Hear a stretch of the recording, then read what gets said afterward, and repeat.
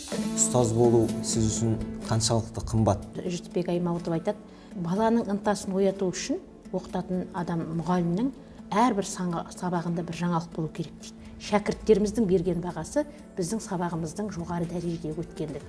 Бұрынғы ұстаздарға қарағанда бүгінгінің ұстаздарына не жетпейді? Педагог мәртебесі туралы заң қабылданды. Білімі жоқ мұғалім мектепте сабақ бере алмайды деп жатыр. Мектепке келгенде оның бойында ұстаз ретінде, шәкірттеріне білім беру ретінде, тәрбие беру ретінде, оларды шексіз сүйетіндігі туралы бойында қасиет бар ма, оны анықтайтын тест тапсырады. Бұл да бір қуанышты жағдай. Мұғалімдердің беделінің артуына себеп болып отырған, бұл қазіргі біздерге жасалып отырған жағдай. Мұғалімдердің жалақысының өсуі. Жалпы қоғамның, оның ішіндегі адамдардың осы жалақысына бола келіп мамандық таңдауы осы мұғалім мәртебесін түсіп кетуіне әкелмей ме? Отбасында көп тәрбие былай болады.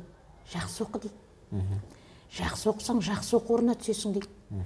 Жақсы оқу орнын бітіргеннен кейін жақсы ақша табасың дейді. Мәселе әңгіме ақшада болмау керек. Мысалы, Спандияр Көбеевтің Қалыңмал романындағы бір ішіндегі эпизодты оқушыларға кішкентай ғана айтып жіберсе, анау итбай таңнан кешке дейін тілейтіні Тұрлығұлдан қанша мал сұрасам екен, қанша ақша сұрасам екен, мына Ғайшаны күйеуге беруді деп айтты. Қараңыздаршы, осы образды қандай адам деп ойлайсыздар? Неге Спандияр Көбеев итбай деп тұр, басқа ат қоймай? Неге Жақсыбай деп айтпайды, неге Жақсығали деп? Ит десеңіз, оқушылар ойланып кетеді де, сол шығарманы өздері ізденіп оқиды. Жалпы осы шәкірттеріңізді осы жарысқа алып шыққанда, болмаса осы мектеп ішінде қалай ынталандырасыз? Жасыратын ештеңе жоқ. Қазір біздердің оқушыларымыз немен қызықтырамыз? Арнайы жүлдеде айтам. Облыстан жүлде алған оқушыларымыз болса 5.000 теңге, республикадан болса 10.000 теңге, жаңа бас жүлде болса одан сайын деп. Екінші мәселе, біз диктаторлық оқы, жаз дегеннен аулақ болуымыз керек. Жаңағы жүре ғой, екеуміз барып жаңа кепсиға барайық, бүгін буфетке барып шай ішейік, әңгімелесіп отырып жаңағы шығарманы талдасаңыз, ол шығарманың ішіндегі құндылық, оның ішіндегі керекті нәрсені оқушыға.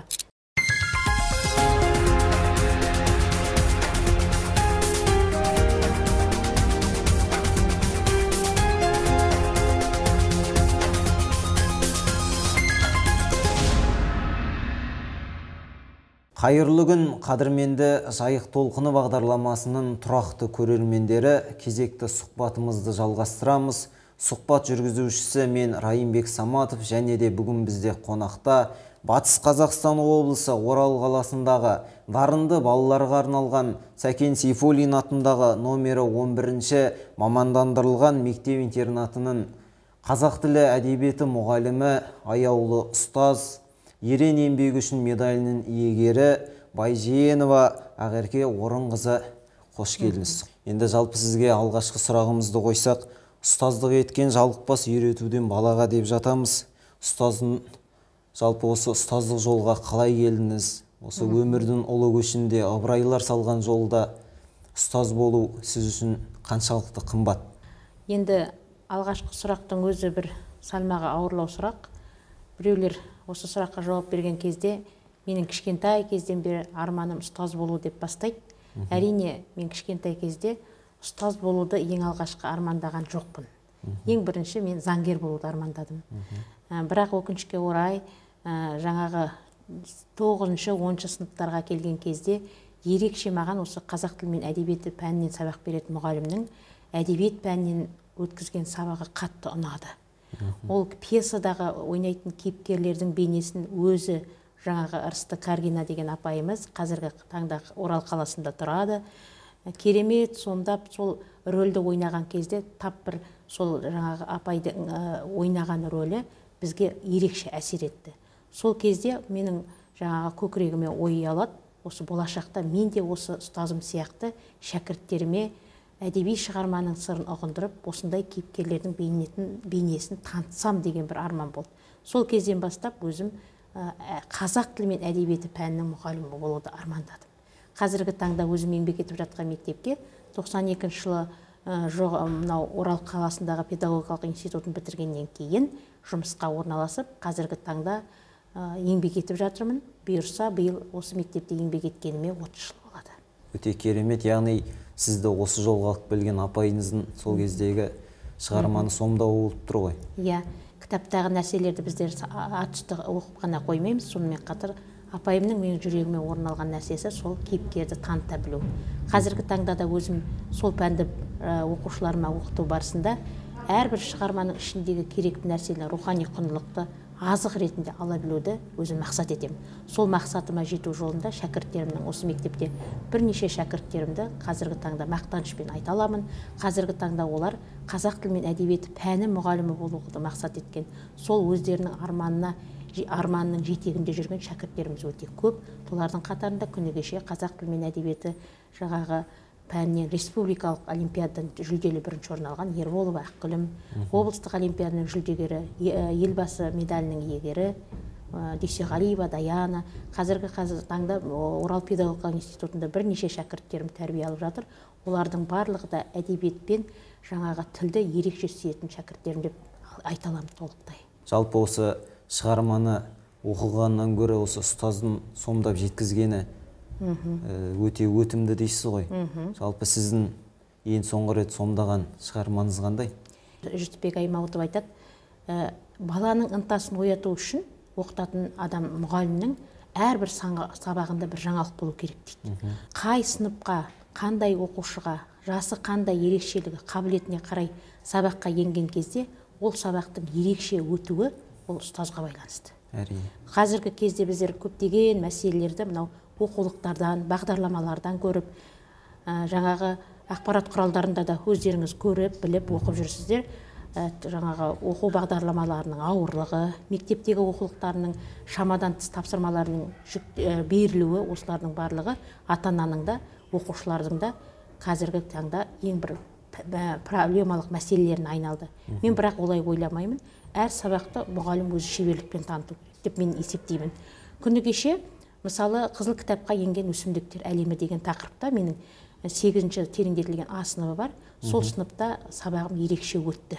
Мен ол кезде оқушыларға өздерінің шығармашылық қабілеттеріне қарай, деңгейлеріне қарай әртүрлі тапсырма бердім. Қызыл кітапқа енген өсімдіктер әлемінің қатарында мысалы гүл. Біз гүлді тек жай ғана гүл ретінде, сөз ретінде қабылдап қоймаймыз. Гүлдің өзі бір әлем. Гүл сыйлай білу, гүлді қадірлей білу, гүлді өсіре білу, гүлге деген құрмет. Сол кезде менің 8-ші А сыныбының оқушылары мынау гүл тақырыбына өздерінің жаңа гүлдердің ішіндегі түрлерін, оларды үлкен жасына қарай адамның туған күніне, мерекелік шараларға байланысты қандай гүлдер сыйланатындығы туралы өз алдына бір үлкен таныстырылым дайындалып келді де, және сонымен қатар осы гүл тақырыбына жазылған көркем әдеби шығармалардан үзінділер тауып әкелді. Әсіресе Мұқағалидың Ақгүл деген өлеңін жаттап келген оқушымның маған ерекше ой салғаны, Мұқағалидың адамдардың жүрегіндегі аппақ пейілі, ақ ниеттерінің кейбір жағдайда сары гүлге айналады дейді, яғни адамның мұңына, өкінішіне айналатындығы. Осының өзі менің оқушыларға берген бір шығармашылық ізденісім болды деп білемін. Екіншіден, тағы бір оқушыларымыз мынау адамдардың бір-біріне деген көзқарасының әртүрлі болатындығын қарапайым бақшада өсіп тұрған гүлдер арқылы көрсетті. Сценарийін жазып келген, мен қатты риза болып қалдым. Сонда қарап отырсаңыздар, біздер оқушыларды тек оқушы емес, тұнып тұрған бір бұлақ, теңіз деп те қабылдай аламыз. Қарап отырсаңыз, бір бағбан кейіпкер айналасында өсіп тұрған гүлдерге әртүрлі көзқарасты. Бір гүлге суды мол құйып, оның түбін түптеп, керемет баптайды, ал бір гүлге немқұрайлы суды шашып, құя салып, әртүрлі көзқарасты. Осыдан оқушыларым айтады, апай, біз нені білдіргіміз келді? Біз осы арқылы, осы жаңағы көрініс арқылы адамдардың кейде бір-біріне көзқарастарының әртүрлі болатындығын. Сондықтан біз гүлдердің бейнесі арқылы адамдар бір-біріне жақсылыққа да жақсылық, жамандыққа да жақсылық жасау керек екендігін. Осындай қасиетті тартатын әртүрлі ашық сабақтар бала бойындағы қазіргі тұнып тұрған рухани құндылықты тарта біледі деп мен есептеймін. Сондықтан әр сабақ сәтті өту үшін енді тағы бір 7-ші сыныпта кеше өткізілген сабақ, бұны енді бағдарламаны көріп отырған ата-аналар, оқушылар өздері де біледі. Менің әрбір сабағым бір шығармашылық ізденіспен келеді. Ассамблея деген, қазақ жаңағы ассамблеясы деген тақырып бір 7-ші сыныпқа. Мен ол 7-ші сыныпқа былай деп айтым: қазақ біз қонақжай халықпыз. Ал келген қонақты қалай қарсы аламыз деп оларға бір ұсыныс тастағам. Олар кәдімгі Қадыр Мырзалиннің қазақтарды шетелдік қонақтарға таныстыру өлеңімен бастап, сол келген әр елден келген қонақтарға біздің қазақ деген халықтың ұлы халық, қонақжай жаңағы келген адамға жібек шапан жауып қонақ қатесін неден жасап шығаратындығын көрсетті. Бұл сабақ арқылы не үйреттім?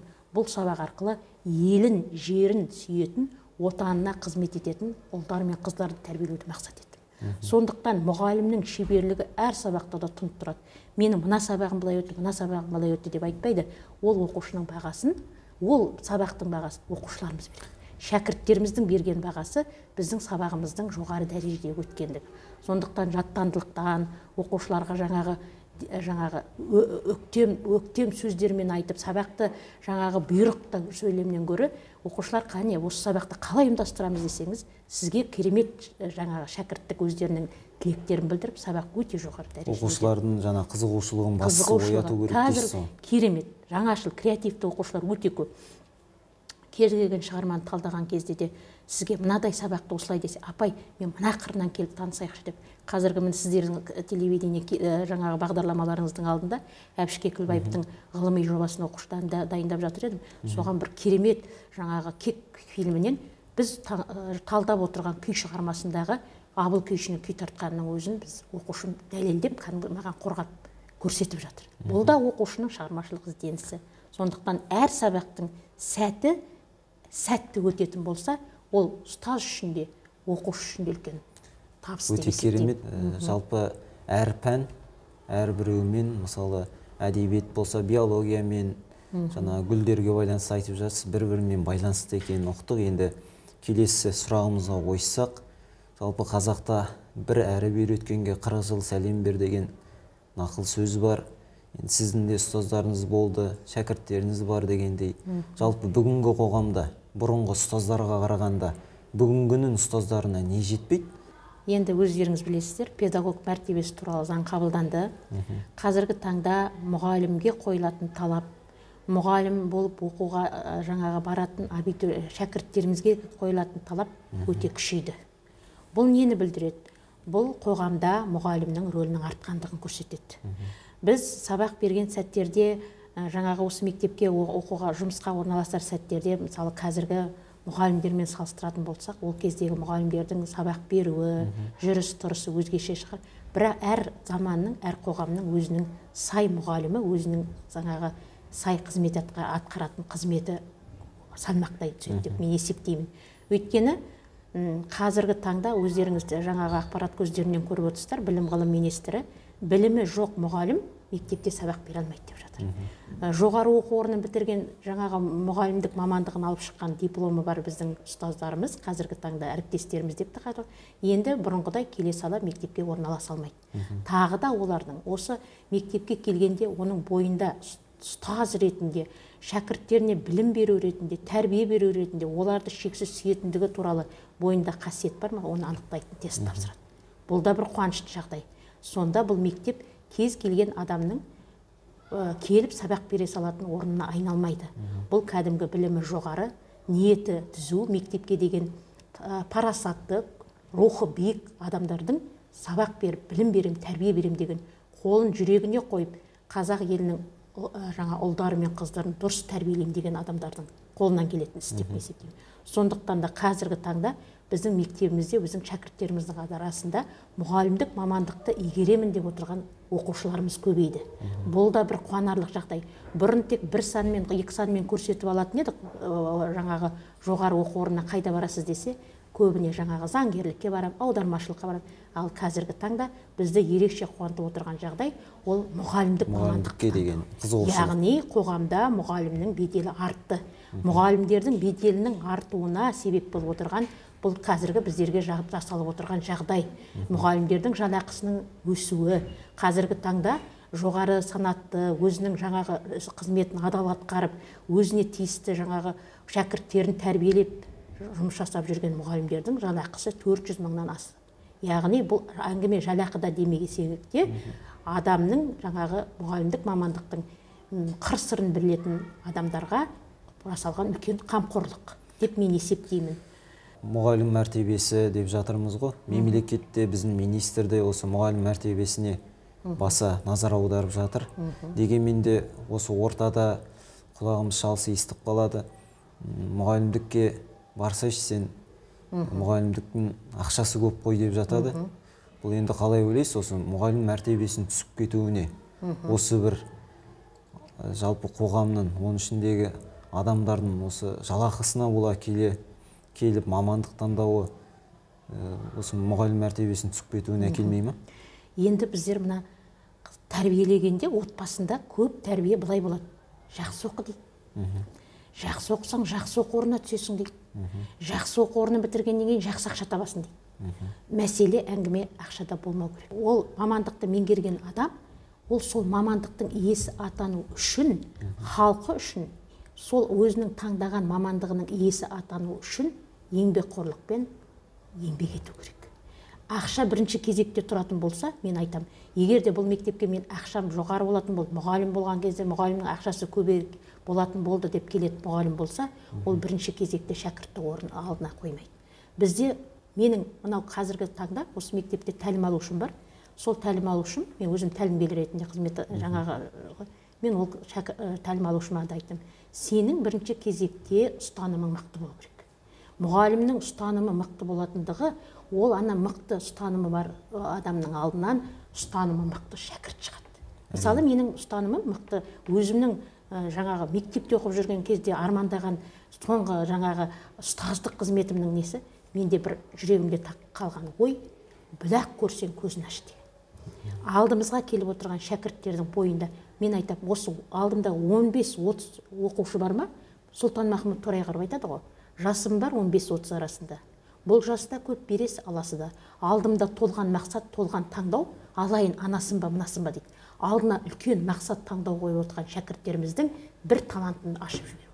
Егер де мен сол оқушының бойындағы бір жақсы қасиетті ашып, соның бойындағы бір білімге, өнерге деген, қоғамға деген бір құштарлығын ашып жіберсек, бұл мұғалімнің деген бір үлкен белесі. Сондықтан бірінші кезекте ақша немесе жақсы өмір емес. Мен шәкірттеріме де айтам, оқушылар, жақсы ой ойлайық. Жақсы ойды жақсы сөзге айналдырайық. Жақсы сөйлеген сөздің ол жақсы іс-әрекетке айналады. Ал жақсы іс-әрекет жасап, жақсы білім алып, өзін жақсы тәрбиелеген адам жақсы тағдырмен өмір сүреді. Сондықтан жақсы деген сөзді біз ұстанымға айналдыруымыз керек. Менің ұстанымымдағы шәкірттің де тілегі, ата-ананың да тілегі бір ұғымға келеді. Яғни жақсы адам болу. Осы артыңыздан келе жатқан жас мамандар бар, ізбасарларыңыз бар. Жалпы бәріне де айтатын қағидаңыз осы. Сен де бір кірпіштің үйреткетігін таптап арқала деп, бірақ та біздер сол қаланатын шәкіртке кәсіби бағдарды да беріп отыруымыз керек. Жаңағы алайын анасын ба, мынасын ба деп айналасына жалтақтап отырған шәкірттің бір қана көзіндегі ұшқынына отты ұялататын болсақ, ол шәкірт ертең өмір бойы, жаңа сіз айтқан, өмір бойы бізге алғыс айтып жүреді. Ондай шәкірттеріміз өте көп қазіргі кезде өмірде өзінің орнын тауып жатқан. Енді қандай дегенмен де қазіргі заманның балалары мен өткен заманның балаларын салыстыруға келмейді. Арасы жер мен көктей. Оны қазіргі уақыттың, осы қазіргі уақытта шығып жатқан жаңа технологиялардан да, жалпы өмірден де көріп жатамыз. Қазір енді көп нәрсеге қол жетеді, көп нәрсе бар оқуға, жалпы оқимын деген балаға. Енді жалпы осы тұста әр бала осы қазақ елінде өмір сүріп жатқаннан кейін өзінің әдебиетін, тарихын ұмытып кетпеуі парыз. Енді осы тұста менің осындай методикам бар, мен осы әдіспен оқытып жатырмын, қазір әдебиетке құштарын ашып жатырмын деп қандай өзіңіздің қағидаларыңызды, жаңағы әдістеріңізді, методикаңызды айта аласыз? Мен ең бірінші оқушыға қатты сенімділік білдіремін. Өйткені өзімізге, тіпті басшымыздың өзі, мен сізге сенем деген сөздің өзінде ар жағында үлкен жауапкершілік артылып тұрады. Сондықтан алғашқы мектепке келген, біздің мектебімізге 7-ші сыныптан оқушылар қабылданады ғой. Келген кезде ең бірінші біздер оқушыларға сенім білдіруіміз керек, сенуіміз керек, сенімділік. Екінші, біз сыйластықпен қарауымыз керек оларға. Сыйластық бар жерде оқушының мұғалімге деген сыйластығы, мұғалімнің оқушыға деген сыйластығы болатын болса, ол жердегі екеуінің арасындағы ынтымақтастық нәтижесінде жақсы жетістікке жетуге болады. Үшіншіден, біздер жаңағы оқушымен, оның ата-анасымен, жалпы өзіміздің айналамыздағы әріптестермен жақсы қарым-қатынаста болуымыз керек. Үлкен мәселені осы шешеді біздің арамыздағы. Енді іс тәжірибе жөнінде айтатын болсақ, бірнеше іс тәжірибелерді таратып жүрміз. Мынау шәкірттерімізді мәнерлеп оқуға, олимпиадаларға дайындап жатқан кезде маған телефон шалып сұрайтын әріптестеріміз бар. Менің оқушымды олимпиадаға дайындайын деп едім, қандай әдіс тәсілдеріңіз бар деп. Мен мысалы айтар едім, дағды мықты болу керек. Күнделікті өткізетін сабағының ғылымилығын, оның параметрлерін сақтап өткізетін болсақ, ол олимпиадаға да, ғылыми жобаға да, мәнерлеп оқуға да дайын оқушы. Арнайы оқушыны отырғызып, мен сені осындай жарыстарға дайындап жатырмын, мен сені осындай жаңағы олимпиадаға дайындап жатырмын деген әңгімені балаға айтпау керек. Бала күнделікті сіздің жасаған дағдыңызды өзі жаттап, өз көңіліне тоқи отырады да, сіз сияқты мұғалім болып еліктеп, сіз сияқты сөйлеуге тырысады. Сондықтан мұғалімнің бойында болу керек. Жүсіп Баласағұн айтады, ақыл мен білім егіз ұғым дейді. Білімді болу керек, ақылды. Екеуін тепе-тең ұстап, оқушының бойына тарта білу керек. Сондықтан әрбір сабаққа енген сайын міндетті түрде қабағыңды түйіп бір жаттандылықпен, мына шығарманы бұрын біздің мұғалімдеріміз кіргенде мен мынадай тапсырма беремін, оқыңдар, түгел оқымас, ондайдан алам. Осы шығарма арқылы баланың бір кішкентай деталін көрсетіп, мысалы Спандияр Көбеевтің Қалыңмал романындағы бір ішіндегі эпизодты оқушыларға кішкентай ғана айтып жіберсе, анау итбай таңнан кешке дейін тілейтіні Тұрлығұлдан қанша мал сұрасам екен, қанша ақша сұрасам екен, мына Ғайшаны күйеуге беруді деп айтты. Қараңыздаршы, осы образды қандай адам деп ойлайсыздар? Неге Спандияр Көбеев итбай деп тұр, басқа ат қоймайды? Неге Жақсыбай деп айтпайды, неге Жақсығали деп? Ит десеңіз, оқушылар ойланып кетеді де, сол шығарманы өздері ізденіп оқиды. Оқушыларды жаттандылыққа, мына кітапты оқы деп деген көрі, кітаптың ішіндегі бір эпизодты көрсетіп, оқушы сол кітаптың авторы мен сол әңгімені өздері іздеп оқу керек.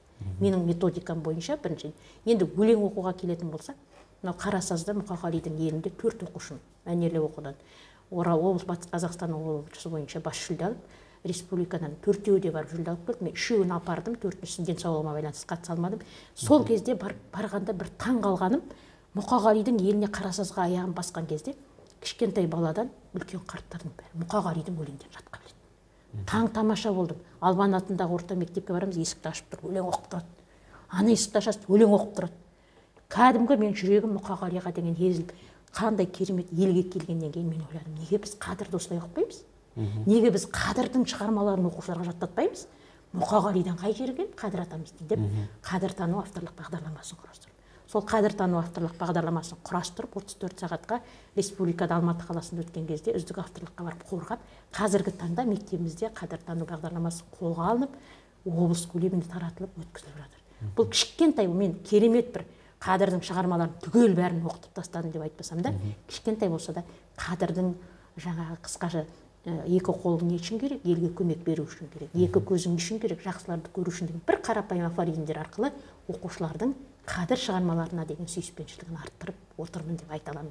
Кішкентай ғана бір үлесім деп ойлаймын мен. Толық қадір мұрасын зерттеп тастадық, қадір мұрасын оқыту, ол бір болашақтың үлесі. Болашақтағы шәкірттеріміз, алда келе жатқан жаңа оқушыларымыз бұны ары қарай дамытады деп мен ойлаймын. Әрине дамытады деп біз де сенеміз. Жалпы осы шәкірттеріңізді осы жарысқа алып шыққанда, болмаса осы мектеп ішінде қалай ынталандырасыз? Осы құлшынысын оятып дегендей. Қыркүйек айында оқушылар келген кезде барлығына бір мәтінді берем. Өлең оқуға, прозалық шығармаларды. Сол кезде оқушылардың кімнің қай ақынға жақын екені көрініп тұрады. Біреу Сәкеннің өлеңдерін жандырып оқиды, біреу Махамбеттей өршіл ақынды оқиды, біреу Мұқағалидай. Сол кезде барлығына бөліп тастаймын. Ал оқушылар жыл сайын білесіңдер ғой. Мұқағали оқулары бар, Абай оқулары бар, мынадай оқулар бар. Ал сіз эссені жақсы жазасыз, сіз олимпиадаға қатысасыз. Сол сыныптағы оқушыларды осылай бөліп аламын да, сосын арнайы тапсырмаларымды беріп отырамын. Сосын мен жасыратын ештеңесі жоқ. Қазір біздердің оқушыларымыз немен қызықтырамыз? Ақша деп ақшаға келеміз. Арнайы жүлде айтамын. Облыстан жүлде алған оқушыларымыз болса 5.000 теңге, республикадан болса 10.000 теңге, жаңа бас жүлде болса одан сайын деп. Содан деген оқушыларымыз сұрақ қояды, біртүрлі оларға күмәнді, мұғалім ақша береді дегені. Апай, шынымен бересіз бе? Мен беремін деп. Содан кейін мынау жүлде алған оқушыларымыз болса, көріп отырса сіздің бағдарламаларыңызды көріп, мен кейде тіпті сол оқушылардың кәсіби голды болмаса да, бұлай арнайы кураторлар арқылы телефонын алып салып жіберемін. Ол бұл жерде бала оқушыны ақшаға қызықтыру емес, бұл жерде оқушының ынтасын өзіңізге қарай ұмтылдыру, оқушының бойындағы сол әдебиетке деген шынымен мен шығарманы оқысам, менің бұл мұғалім менің жанымды түсініп жүр екен ғой. Бұл біздің берген жаңа ақшалай сыйлығымызға. Бірақ қарап отырсаңыз, сізге де бір ақшалай сыйлық болса, сіздің де жұмысқа деген жауапкершілігіңіз артып, одан сайын әрине жұмыс жасағыңыз келеді. Сондықтан бұл мәселе біреу болатын болса, екінші мәселе біз диктаторлық оқы, жаз дегеннен аулақ болуымыз керек. Жаңағы жүре ғой, екеуміз барып, жаңа кепсиға барайық, бүгін буфетке барып шай ішейік, әңгімелесіп отырып жаңағы шығарманы талдасаңыз, ол шығарманың ішіндегі құндылық, оның ішіндегі керекті нәрсені оқушыға сіз жай айтып отырған сияқтысыз. Бірақ ол жаңағы сіздің, анау қазақтың сөзі бар ғой, 1000 күнгі сіз бізден 1 күнгі шыжбыз артық дейді. Жаңағы екеуміздің дастарханның үстінде шай ішіп отырып айтқан әңгімеміз, шығарманы талдауымыз одан сайын оның жауапкершілігін арттырып, ол кісі маған үлкен сенім білдіріп отыр. Жаңа айтып кеттім басында. Ол кісінің сенімінен шығуым керек. Ол кісі жайдан жай мені кафеге алып барған жоқ. Кафеге кіммен барады? Яғни жүрегіне жақын болғасын, мені өзіне тартып апарды деп, мен осындай әдіс тәсілдерді соңғы кездері көбірек қолданамын. Бұрынғы кезде кітапты әкеліп қоямыз, мына кітапты оқы, мына бетті оқы, мына бетті. Жоқ, қазір ондайдан аулақпын. Оқушыларымды Ақгүлім, Даянлардың өздері айтады ғой, апай, ертең марапаттау болады, не істейміз? Біліп отырамыз, марапаттау болады. Марапатталғаннан кейін қыдырамыз деп, мен жаңағы балалардың жақсы көретін орындарын сұраймын өздерінен. Осында барайық, осында барайық. Сол жерге апарамын. Өйткені бізге жаңағы жақсы жалақымызды алып отыр. Біз де неге оқушыларды осындай ынталандырмасқа? Әңгіме ақшада болмағанмен, әңгіме оқушыны өзімізге тарта білуімізде. Қызығушылығын ақшаға емес, адам өзінің жан жүрегін түсінеді. Кейде өмір туралы да әңгіме айтып кету керек. Өзімнің өмірімнен өткен, оқуға қалай түскен, менің де олимпиадаға қатысқан кезде жеңістерімді әңгіме барысында айтқан кезде, оқушы сізге бұрыннан да жақын болып, сізге бұрыннан да бір әлем болып ашыла түседі. Бұл енді қазіргі ғасырдың өте тиімді әдісі дейсіз ғой. Анда-санда оқушылармен сырласып, кафелерге барып, ойын біліп, ынтасын арттырып. Әрине. Бұл енді бұдан кейін білмеймін, сіз енді бұл тәсілді өте тиімді пайдаланады екенсіз. Енді басқа жердің оқушылары көріп, ертең мұғалімдеріне барып, неге сіз де солай істемейсіз деп жүрмесе жарар? Әрине. Сабақ осы жақында өткізін, 9-шы сыныбына бір жай сабақ. Ол мысалы біреулер ойлайды, сіз ашық сабақ жоқ. Жай сабақ постер қорғады. Сосын мен айттым, өте жақсы қорғаған топ ұнады. 4 ер бала екен. Біздің буфетімізде пирожки тұрады. 60 теңгеден тұрады. Сосын айттым, бүгінгі түскі тамақтарын менен. Каспий голдтарына 1000 теңге салып жібердім. Олар 1000 теңгеге 4-еуі бар пирожкимен шай ішкен болар. Бірақ олар ерекше бір құрметті сияқты болды оларға. Неге? Өйткені олар постер қорғаса да, қанша нәрсені үйренді, қанша нәрсені жаңағы сөйлеп жатқан кезде қалған оқушыларға, міне, біздер остық. Былай қарағанда 1000 теңге деген қазір ақша болмай қалды. Сосын өздері айтты, апай, сіз ақша? Иә, дедім. Мен енді буфетке баратын уақытым жоқ, сабақ беріп жатырмын. Қазір 15 минут қоңырау кезінде жаңағы 4 постер қорғаған, барып, жақсы етіп, шайларыңызды ішіңіз деді.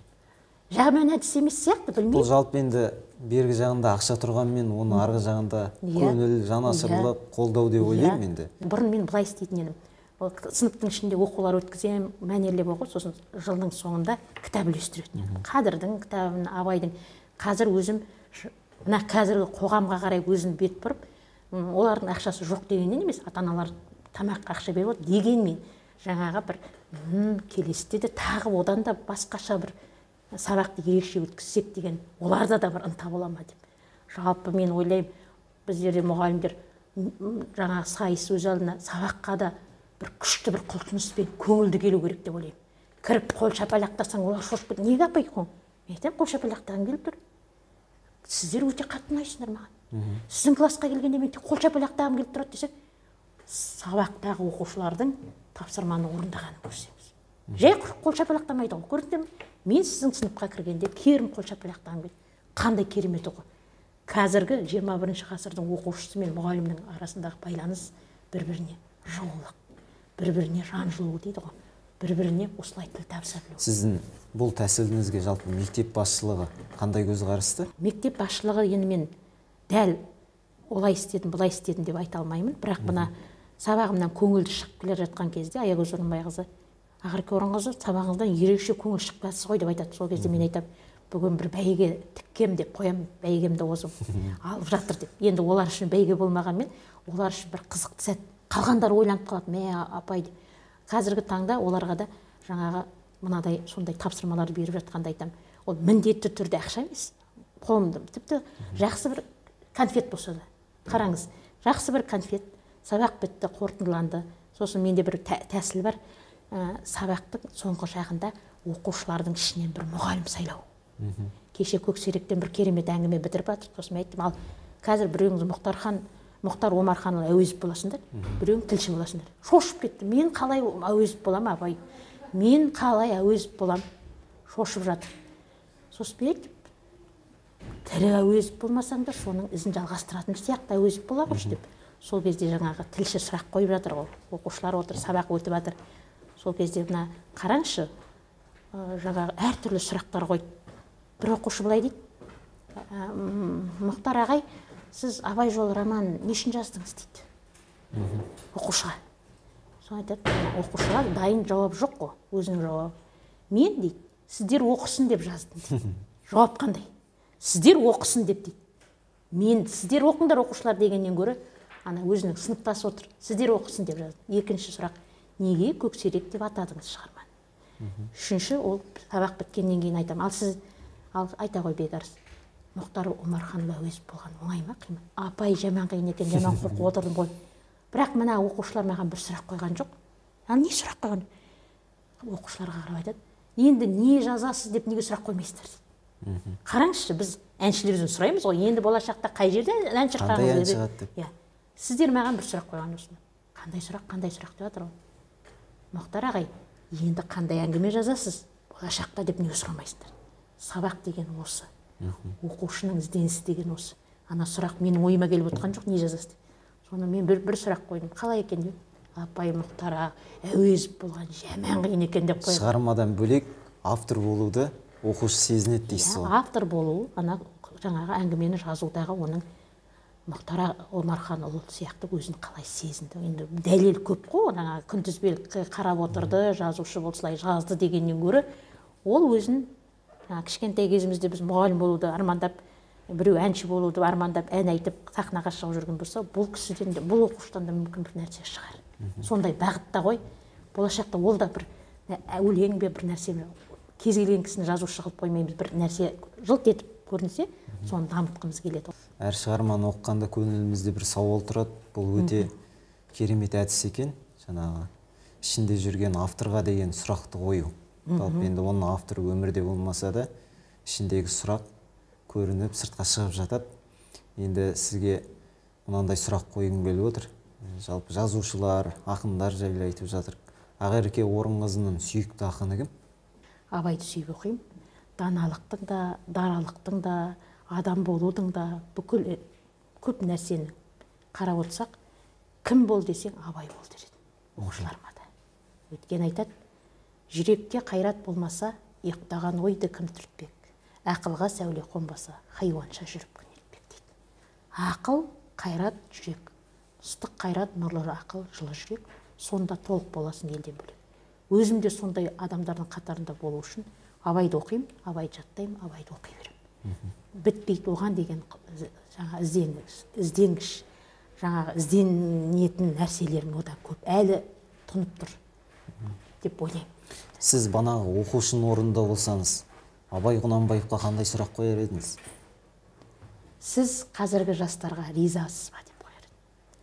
Қазіргі біздің жастардың білім алып, Абай өзі айтып кетеді ғой, қанағат, рақым ойлап қой дейді. Бірақ Абай айтады, қанағатты білімге, өнерге байланыстырма, оған қанағат болмау керек.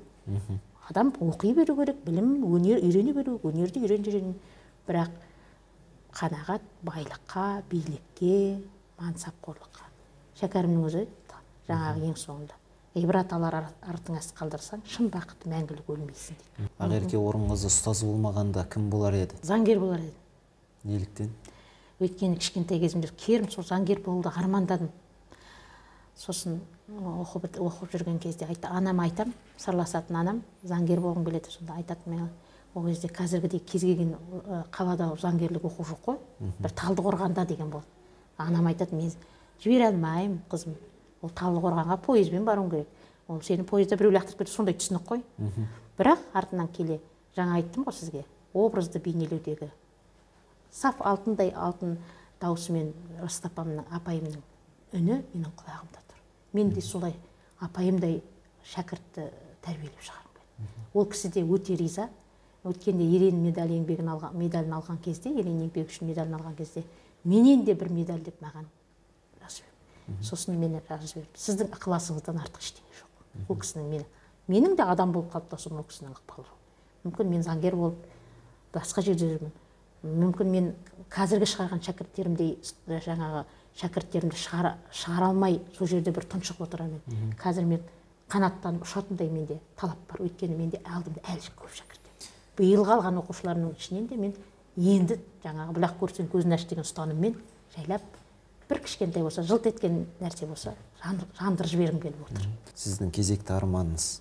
Мен осы сұрақтарды қойған кезде үнемі айтамыз, енді бәрі айтады, денсаулығым дейді, елім бақыты. Мен әр шәкіртімнің өмірден өзінің орнын тапқан армандаймын. Жақсы шәкірттің тәрбиеленуі жақсы ұстазға байланысты. Анау тойларға барғанда айтамыз ғой, жақсы ана жақсы қыз тәрбиелейді, жақсы ене жақсы келін тәрбиелейді. Менің жаңағы өзім нақыл сөзім сияқты барған жерде қыз ұзатып жаңа апарған кезде жеңге болып. Енді мен жаңа айтамын, жақсы ұстаздан жақсы шәкірт шығады. Жақсы шәкірт ертең ана оқып жатқан менің қазақ тілі мен әдебиеті пәніне оқып жатқан екі студентім 4 жылдан кейін жақсы ұстаз болып мектепке келеді. Тағы да олардың артынан жақсы шәкірттер шығады. Сондықтан ұстаным да, мықтылық та жақсы деген сөзден. Өйткені тәрбиелі, мықты адамдарды жаңағы қоғам жақсы көреді. Біз білімді ұрпақ тәрбиелеуіміз керек. Соғыс жасамай-ақ елді жаулап алған кезде білімін қираттайды ғой. Сондықтан біз білімді, ақылды, елін сүйетін соңғы кезде қатты айтатын бол. Мен соңғы кезде жалпы сабағым сайын лексикалық тақырыбым осы болады. Бір ауыз сөз үйреніпсің бүгінде менің ана тілімде. Қазақ болып туғаннан соң бөбегім, қазақ болып өлген жақсы түбінде дейді Тұманбайша. Өйткені сен дүниеге қазақ болып келдің, дүниеден қазақ болып кет. Жүрегім мен қазақпын деп соғыстым. Енді сізге көптен көп рахмет айтамыз сұхбатымызға келіскеніңізге, және де осы мектеп басшылығына да алғыс.